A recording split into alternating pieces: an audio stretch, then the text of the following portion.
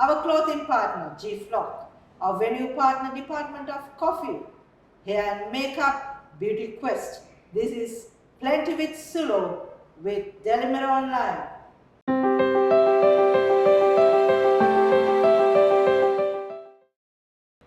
Hello everyone, welcome to another episode of Plenty with Sulo. The month of March is very special. It's about women, and it's a women month. Locally and internationally, everyone is celebrating womenhood. Not just womenhood, the women contribution to the country economy, to the global economy. So I thought today we will bring a guest who is going to speak about women in work. And she is someone who has done a research, and it's award-winning research also. She is our guest, the Senior Research Analyst of Verite Research. She's Sumini Siyambalapitiya. Hi Sumini. Hi, thank you for having me. And thank you for actually joining me with Plenty with Sulo. Sumini, am I pronouncing it? Sumini. Okay. So before we proceed with the topic, may I ask your background and who are you? Just a small introduction. Sure. So my name is Sumini. I'm a senior research analyst attached to Verite Research. I have a very interdisciplinary background. So I have a background in economics, but I also come from a gender studies background. And I think that mix really helps me look at things from an intersectional perspective to really not just understand economics, but how different groups' contributions are valued and how their opportunities are also available to them. And at Verite, a lot of my work revolves around obviously understanding women's ability to participate in the economy, but at the same time, I also look at other things like open budgets, accountable budgets, and understanding the impact of Sri Lanka's current crisis on households. So you have knowledge on gender, economics, crisis and research. Right. Super. Right, so I'm on to something that we really have to speak during the month of women, because everyone speak about equality and equity, but no, everyone forgets to speak about what's the cost for a woman to be employed, right? So you conduct a research which called Her Cost, what prevents entry and retention of women into the Sri Lankan labor market. Right. So if you can explain to us about what's the background and what's the objective of this research. Right. So recently we actually concluded a study that aimed to put a rupee value on how much it costs for women to go to formal employment. And that's not just looking at the cost of it costs me this much to buy clothes, transport, but also to look at the non-monetary costs. And what we mean when we say non-monetary is the fact that I think you and I as women, we understand that women perform a lot of unpaid labor when it comes to children, looking after the household, and this is unpaid and it's unvalued, but this is still labor and it comes at a cost. It comes at a physical cost, it comes at an emotional cost, and our research aimed to put a rupee value on that, because I think there's a lot of power when you are able to have language to describe something. So in the same way, to have a number to say me doing XYZ and also having a job cost me this much, I think is an important, it was a unique perspective because it hasn't been done before in Sri Lanka. So we thought this would be an interesting way to have language to describe an issue, and also then it would empower us further to then discuss and advocate with policymakers and other people involved as well. So it's for the first time in Sri Lanka it was done, right? Right. I'm actually not very familiar with this being done anywhere else in the world at the moment in the way that we did this as well. So yeah, it was a very unique perspective to try to put to quantify what it costs for women to take part. For her emotion, for her contribution. Right. For everything. Everything. Yeah. There's a rupee value which has been put. What was the outcome? What was the key outcomes from this research? Yeah, so when you look at employed women in Sri Lanka currently, for every 100 rupees they earn, it costs them 160 rupees. So it actually every 100 rupee we earn, it costs 160 rupees. Yeah, so it exceeds, you're not making any money really. Yeah, so that was sort of the headline finding of our research. So the 160 rupees, how it came? Like what are the elements? Right, so obviously we looked at the monetary component. So this is things like your clothing to get to work, transport, if you have children, how much it costs to either provide childcare, things like that. And then the non-monetary component, we considered the emotional impact. So for example, you have to wake up at 4 a.m. to cook food for the children, then you go to work and you're worried, what if my child is not safe? And then you come back home, and what is the emotional cost of that? And then the physical cost, because there's also physical cost, right? I think we recently used the term double burden a lot, which is the double shift that women pull when they perform unpaid labor inside the home, and then they perform paid labor outside the home, and you're almost having 2 jobs. Yes. So what is the physical cost of that? Because there's also physical cost. And then oftentimes we see when women are somehow engaged in paid labor outside the home, because of the fact that they also have these commitments that men oftentimes don't have inside the home, the way they perform within the workplace is also constrained. They're not able to maybe stay late, they're not maybe able to do things that hinders their career progression. So what's the cost of that?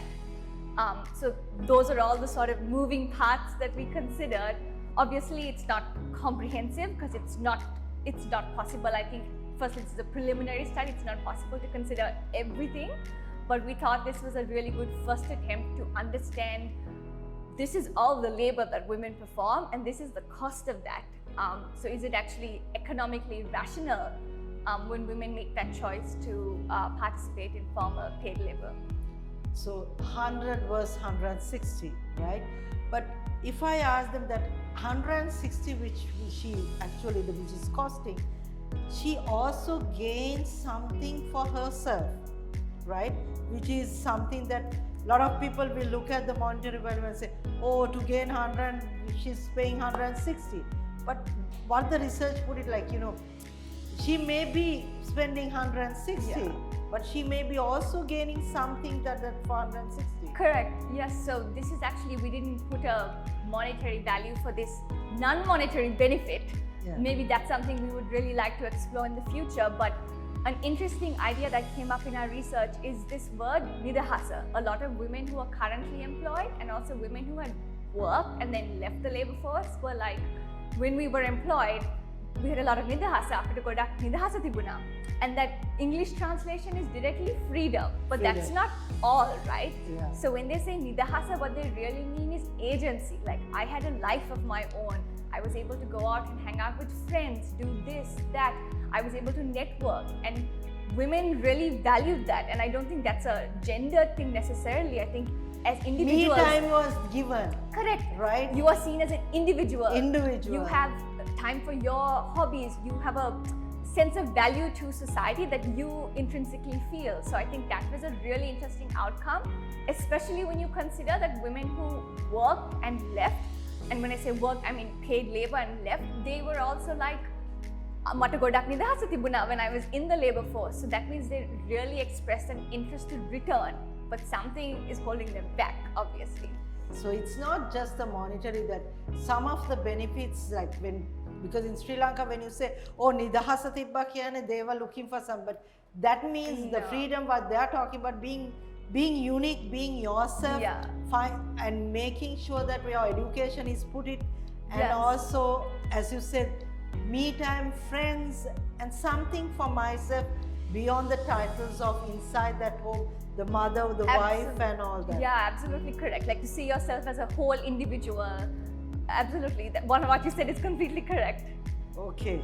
So when the research came out and all these things, one of the things is that Sri Lankan women contribution to the economy is considered as the second job. That's not the most important thing. I think it's culturally said the woman is working because they need extra money. Yeah. But many of the women jobs or women contribute or the entrepreneurship is mainly the breadwinner of the family.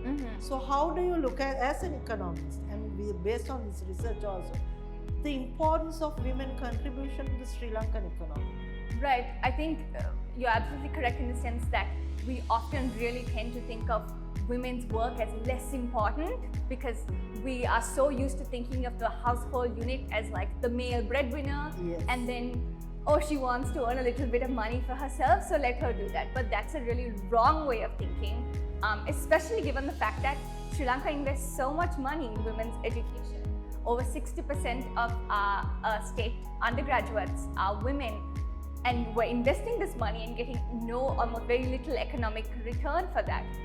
But one way of really thinking of it, and again, as you correctly said, a lot of micro entrepreneurs are female-headed households, and they are the sole breadwinner. And sort of breaking away from this very discriminatory way of thinking about women's employment is to begin by understanding these are the issues they face. We have to start by admitting that the issues that women face in entering the labor force, in starting up their own business, or even entering a paid job are very different, for example, to the issues that men may face. One great example is childcare. Yeah. Women often tend to be the primary caregiver of children, and when they are making that decision to enter the labor force, they often have to think about who's going to look after my child.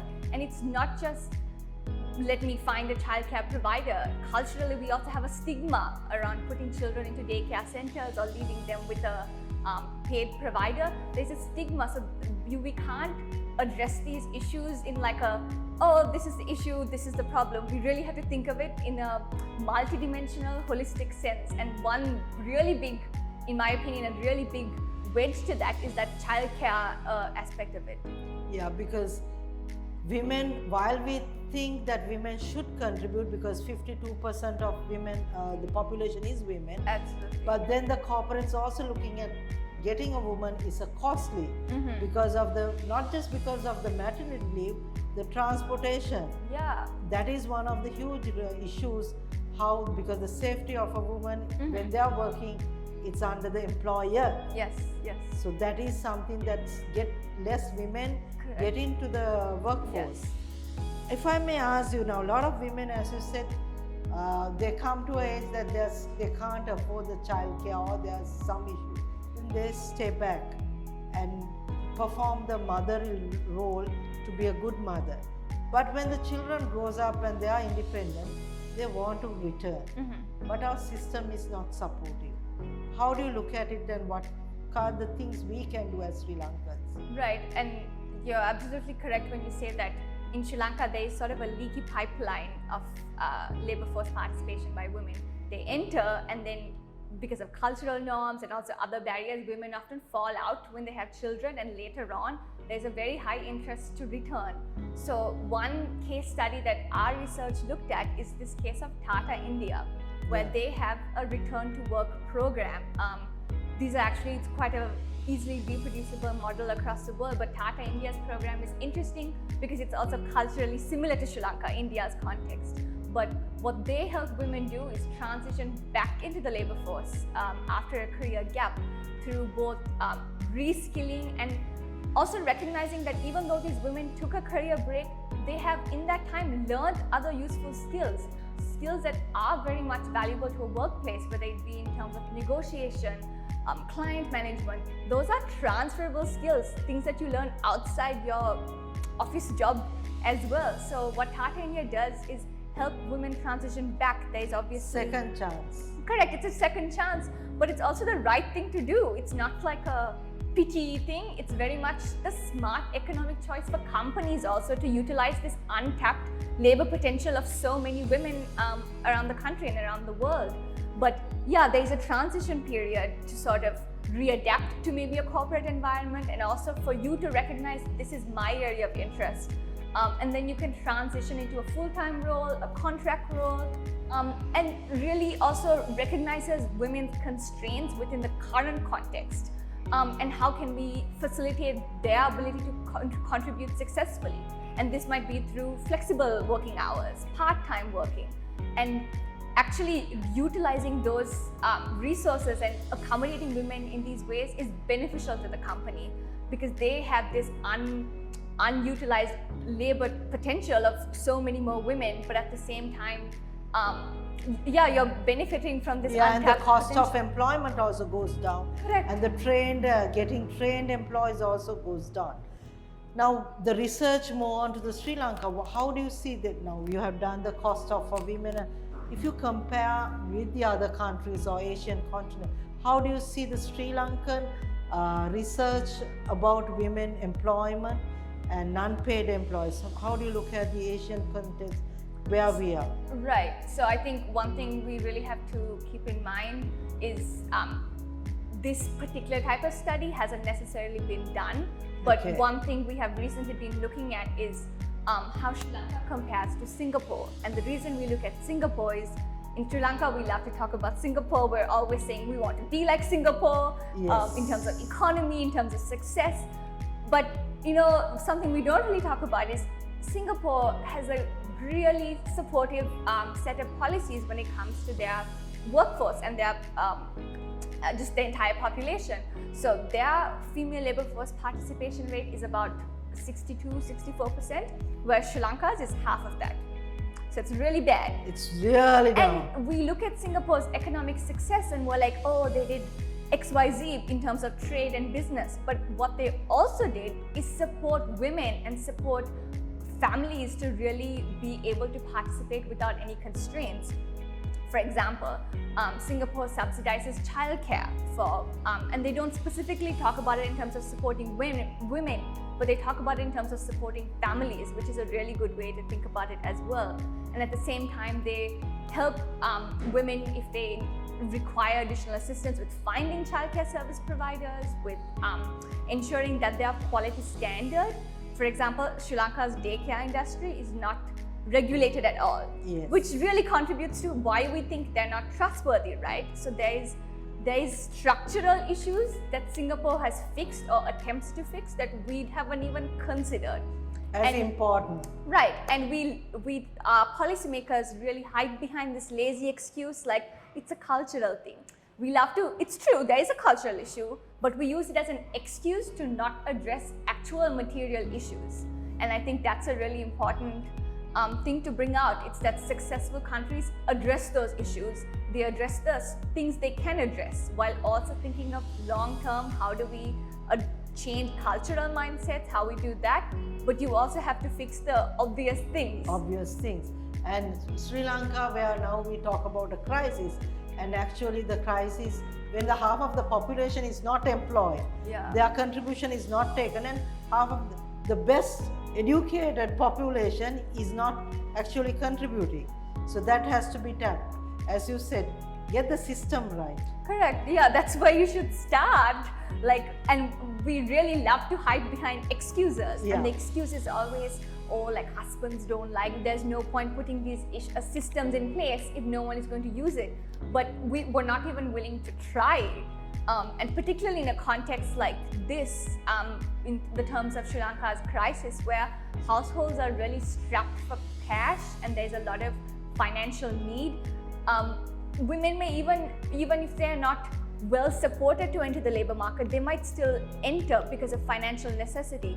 And if they do that without the real safety nets and support in place, that is eventually not going to have long-term sustainability or success. So especially at a time like this, we should be prioritizing looking at this through a gender lens and see how can we support female employees if they do choose to enter the labor market. Because again, at a time like this, we often say gender issues not now, we have other Yes. priorities. Now the gender issue has been put it out. It Yeah. is not in the list of the priorities. But That that is actually sets us up for long-term long-term failure. failure. Yeah. Yes. And also there's a blame and a guiltiness come where now the monetary, we need money, the families need. As you said, the Singapore look at the family, not the woman. Mhm. Now the women need to work. So the blame of a child, fail of a child or a family, this thing comes on a woman. So do you think that if we look at, we just say that yes, women need to come to contribute to the economy, but the system is not right. But can we still get the women participate in the economy? So I think one of the best ways to really think about this is to look at all the stakeholders within the country, because it's not just government, right? There is private sector employers, and there are also stakeholders who will very much benefit if they have an inclusive environment. So this is sort of entryway where other stakeholders like the private sector, sort of think a little bit about what's your role. How can they promote inclusive standards, inclusive environments for their female employees? Because also when they set the bar in that way, it drives other competitors, other companies, and eventually it drives the national standards somewhat higher, right? Like this company offers maternity leave, paternity leave. They offer XYZ for their female employees, and not just female employees, all of their employees, and for families. It's a more inclusive environment. So then they are more attractive than their competitor, which makes their competitor might also want to be like, oh, like I'm not attracting the best talent. How do I do that? You also match those standards. You also offer the same benefits. So I think, again, this is an opportunity where we can't just sit around waiting for policymakers to be like, oh, we should offer XYZ, we should think about this through more intersectional lens, looking at women, looking at lower income groups.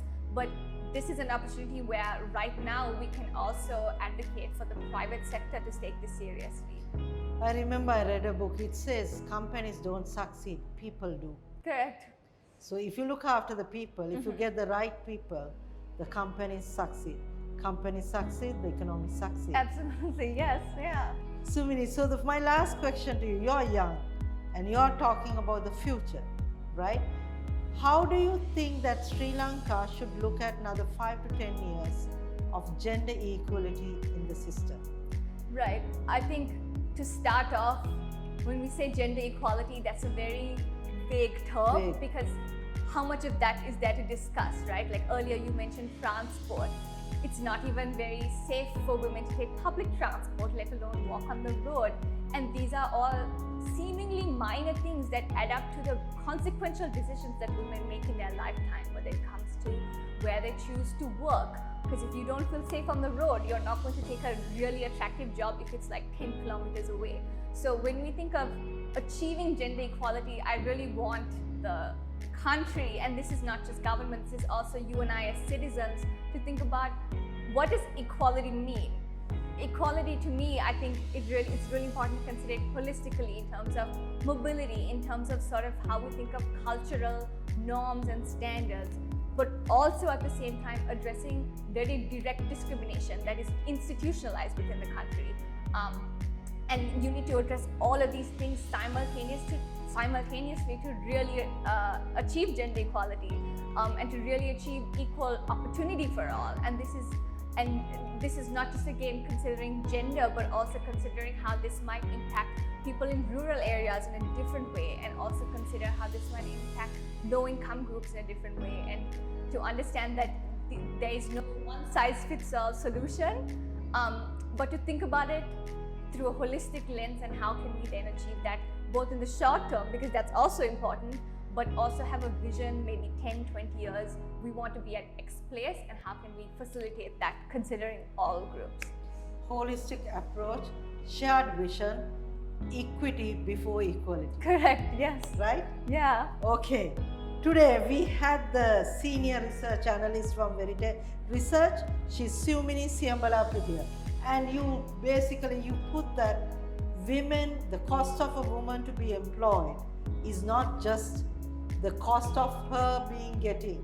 It's more only emotionally, physically, and also it's a monetary value. Right. And it's not what she gets about 100 rupees. It's not about spending 160, but it's about what she gains and what she gives back that matters.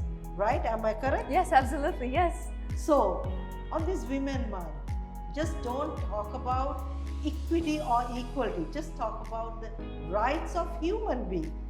Whether he or she is equal, whether they have the same opportunities, whether the society has same opportunities, and the respect for the human being. That matters a lot. This is Plenty with Sulo.